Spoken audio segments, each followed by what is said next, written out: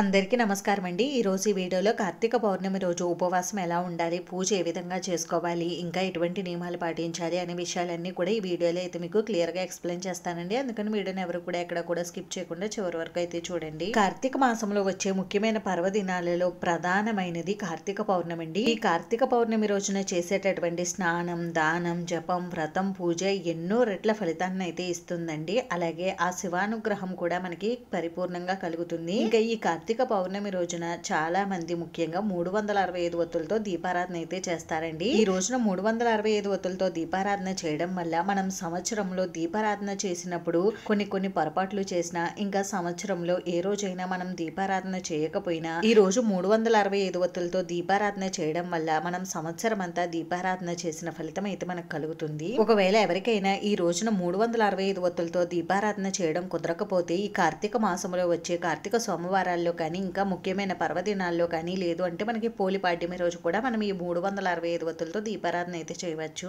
మనం ప్రతి సంవత్సరము కూడా ఈ కార్తీక పౌర్ణమిని కార్తీక మాసంలో సాయంత్రం సమయంలో పౌర్ణమి గడియలు ఏ రోజు అయితే ఉంటాయో ఆ రోజే ఈ పర్వదినాన్ని అయితే నిర్వహించుకుంటాము. మనకి 2024 సంవత్సరంలో ఈ కార్తీక పౌర్ణమి 2024 నవంబర్ 15 శుక్రవారం రోజు అయితే వచ్చిందండి. ఈ రోజు అంతా కూడా మనకి పౌర్ణమి తిథి ఉంది. ఈ రోజు నిర్వహించుకునేటటువంటి కేదార నోములు, సత్యనారాయణ స్వామి వ్రతం, దానాలు, ఉపవాసం, ఇంకా 365 ఒత్తుల దీపారాధన మనకి ఎన్నో మంచి ఫలితాలను అయితే ఇస్తుందండి. ఈ రోజున చాలా మందికి కేదార నోములు అనేవి ఉంటాయండి. కార్తీక పౌర్ణమి నోములు అనేవి కూడా ఉంటాయి.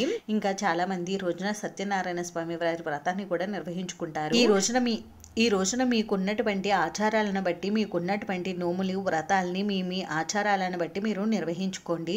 ఒకవేళ మీకు ఎటువంటి నోములు, వ్రతాలు ఈ రోజు నిర్వహించుకోవడం లేని వారు మీరు ఈ రోజు సాయంత్రం సమయంలో 365 ఒత్తుల్ని ఏ విధంగా వెలిగించుకోవాలి, ఇంకా పూజ ఏ విధంగా చేసుకోవాలి, ఉపవాసం ఏ విధంగా ఉండాలి అనేది ఇప్పుడైతే నేను చెప్తానండి. ఈ రోజు సూర్యోదయానికంటే ముందుగానే నిద్ర లేచి ఇంటిని శుభ్రపరచుకుని ముందుగా కార్తీక స్నానం అయితే ఆచరించాలండి. ఈ రోజు కార్తీక స్నానం ఆచరిస్తే చాలా మంచిది. మీకు ఒకవేళ వీలు ఉండి కుదిరితే కార్తీక స్నానాన్ని నదుల దగ్గర కానీ, చెరువుల దగ్గర కానీ, బావుల దగ్గర కానీ, లేదు అంటే ఇంటి దగ్గరే మీరు ఈ కార్తీక స్నానం అయితే ఆచరించుకోవచ్చు. కార్తీక స్నానం ఆచరించిన తర్వాత ముందుగా మీరు మీ పూజా మందిరాన్ని కూడా శుభ్రం చేసుకుని, పూజా మందిరాన్ని పువ్వులతో అందంగా అలంకరించుకుని ముందుగా మీ నిత్య దీపారాధన అయితే చేసుకోవాలండి.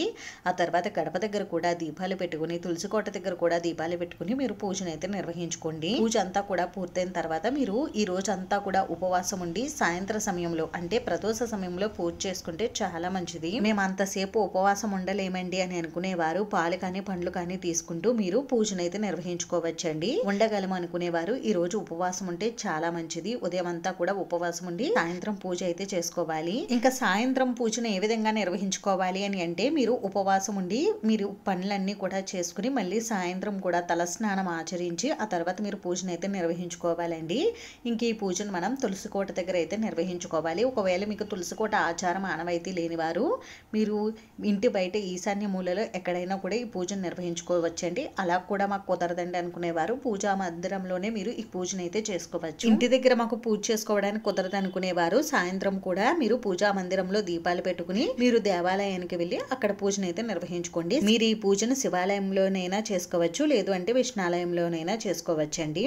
ముందుగా మనం ఈ పూజను ఎక్కడైతే నిర్వహించుకోవాలనుకుంటామో అక్కడ పసుపు నీళ్లను చిలకరించి బియ్యం పిండితో ముగ్గు పెట్టుకోవాలి. ఆ తర్వాత మీరు ఏదైనా క్లాత్ కానీ, లేదు అంటే పీటను కానీ వేసి పీటకు కూడా పసుపు రాసి బియ్యం పిండి కుంకుమతో బొట్లు పెట్టుకుని అందంగా అలంకరించుకుని, పీట పైన కూడా ఏదైనా క్లాత్ ఉంటే పరుచుకుని క్లాత్ పైన 3 గుప్పుల వరకు బియ్యాన్ని పోసి ఆ బియ్యం పైన మీ దగ్గర శివపార్వతుల ఫోటో కానీ, లేదు అంటే లక్ష్మీనారాయణల ఫోటో కానీ ఉంటే పెట్టుకోండి. శివకేశవుల ఫోటోలు 2 కూడా పెట్టుకుని మీరు పూజ నిర్వహించుకోవచ్చు. ఎలా అయినా చేసుకోవచ్చండి. మనం ఏ పూజ చేసినా ముందుగా ప్రథమ పూజ గణపతికి చేస్తాం కాబట్టి పసుపు గణపతిని కానీ, లేదు అంటే గణపతి విగ్రహం ఉంటే గణపతి విగ్రహాన్ని కానీ పూజలో పెట్టి, ఇంకా మీ దగ్గర శివలింగం ఉంటే శివలింగాన్ని కూడా తప్పకుండా పూజలో పెట్టుకుని శివాభిషేకాన్ని నిర్వహించుకోండి. ఇంక ఈ రోజు మనం దీపారాధన కోసం ఆవు నెయ్యిని ఉపయోగిస్తే చాలా మంచిదండి. ఆవు నెయ్యి దొరకకపోతే నువ్వుల నూనెను వాడండి.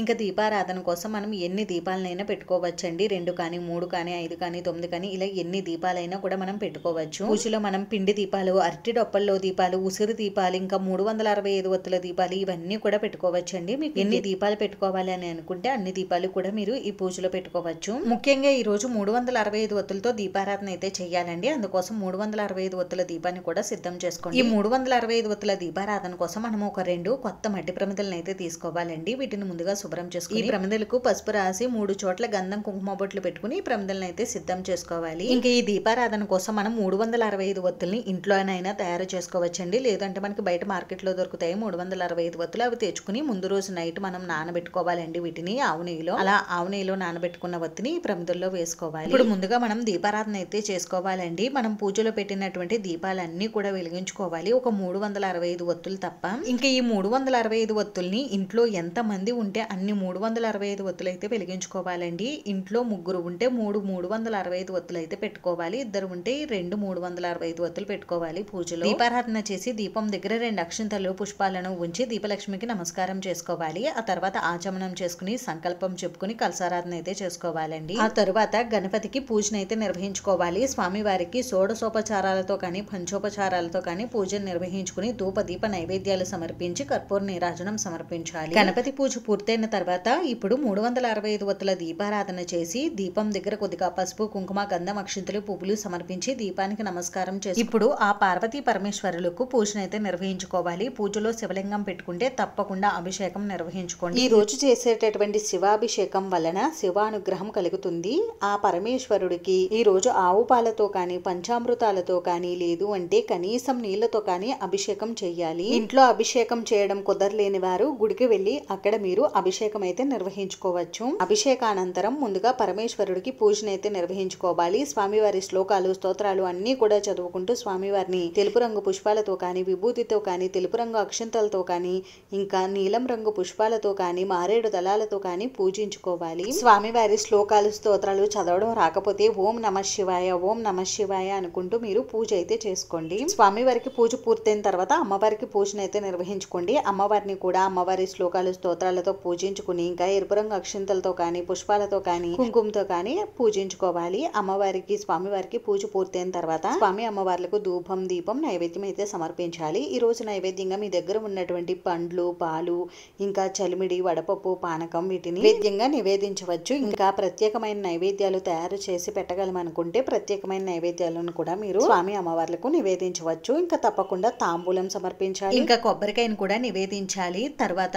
సాంబ్రాణి ధూపం చూపించి కర్పూర నీరాజనం అయితే సమర్పించాలి. ఈ విధంగా మనం కార్తీక పౌర్ణమి రోజున సాయంత్రం సమయంలో పూజను అయితే నిర్వహించుకోవాలండి. అంటే కార్తీక పౌర్ణమి నోములు లేని వారు ఈ విధంగా పూజను అయితే నిర్వహించుకోవాలండి. పూజ పూర్తయిన తర్వాత మనం గుడికి వెళ్ళి అక్కడ స్వామివారిని దర్శించుకుని నక్షత్ర దర్శనం కూడా చేసుకుని ఉపవాస దీక్షను విరమించుకోవచ్చు. ఇంక ఈ విధంగా మనం పూజ చేసినప్పుడు తప్పకుండా బ్రహ్మచర్యం అయితే పాటించాలండి. నాన్ వెజ్ అయితే అస్సలు తినకూడదు. ఈ రోజు ఇంట్లో కూడా వండుకోకూడదు. ఇంకా ఆహారంలో ఉల్లి వెల్లుల్లి లాంటివి కూడా వేసుకోకూడదండి. ఇంకా పూజ పూర్తయిన తర్వాత ఉపవాస దీక్షను విరమించాక మనం అల్పాహారం తీసుకోవాలనుకుంటే అల్పాహారం తీసుకోవచ్చు. లేదు అంటే చాలా మంది భోజనం చేస్తారండి. భోజనం చేసేవారు భోజనం చేయవచ్చు. ఇంకా వీలు ఉండి కుదిరితే నేలపైన పడుకోండి. కుదరలేని వారు బెడ్ పైన పడుకోండి. ఇంకా ఈ రోజు ఎవరితోని గొడవ పడడం అలాగే ఎవరిని తిట్టడం దూషించడం లాంటి పనులు కూడా చేయకూడదండి. ఇంకా ఈ రోజు అంతా కూడా శివనామస్మరణ చేసుకుంటూ ఉండాలి. ఇలా చేయడం వల్ల ఆ శివానుగ్రహం మనకి తొందరగా అయితే కలుగుతుంది. ఇంక ఈ రోజు పూజే కాదండి, మనం ఏవైనా దానాలు చేసినా కూడా అవి మనకి మంచి ఫలితాలను అయితే ఇస్తాయి. అంటే దీపదానాలు కానీ స్వయంపాక దానాలు కానీ ఇలా మనం ఏవైనా దానాలను కూడా నిర్వహించుకోవచ్చు. ఇంక ఈ విధంగా పూజ చేసిన తర్వాత పూజా పీఠాన్ని మరుసటి రోజు ఉదయం మనం పూజ చేసుకుని ఆ తర్వాతే కదిలించాలండి. పీఠాన్ని కదిలించిన తర్వాత పీఠం పైన ఉన్నటువంటి పిండి ప్రమిదలను మనం ఏదైనా ఆవుకు కానీ లేదు అంటే పచ్చని చెట్టు మొదట్లో కానీ వేసేయవచ్చండి. ఇంక ఈ 365 ఒత్తుల దీపం ఉంది కదండి, ఇది మనకి కొండెక్కి భస్మంలో అయితే అవుతుంది. ఈ భస్మాన్ని మనం చెట్టు మొదట్లో ఎవరు తొక్కని చోట వేసేయవచ్చు. అంతేనండి. చూసారు కదా, ఈ వీడియో మీకు నచ్చితే ప్లీజ్ లైక్ చేసి షేర్ చేసి సబ్స్క్రైబ్ చేసుకోండి. వీడియోలో ఇంకా ఎక్కడైనా మీకు డౌట్స్ ఉంటే నాకు కామెంట్ చేయండి, రిప్లై ఇస్తాను. వీడియోని చివరి వరకు చూసినందుకు చాలా థ్యాంక్స్ అండి.